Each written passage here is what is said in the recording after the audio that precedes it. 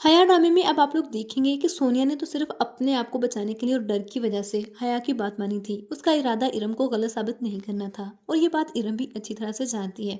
इसी वजह से इरम सोनिया और रिफत भाभी को तो माफ कर देगी, लेकिन इस शर्त पर कि सोनिया जब जरूरत पड़ेगी तो सबके सामने सच बोलेगी और उस लड़के से उसे मिलवाएगी जिसने झूठ बोला था, क्योंकि वो लड़का ही आकर इरम के किरदार पर लगे दाग उतार सकता है।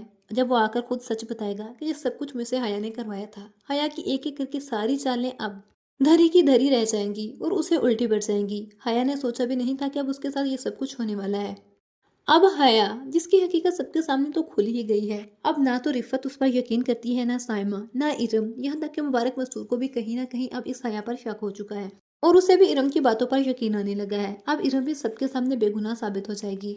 और हारून, उसने हर अच्छे बुरे वक्त में इरम का साथ दिया है। इरम अब जान से भी ज्यादा उसे प्यार करेगी और उसकी हद से ज्यादा कदर करेगी।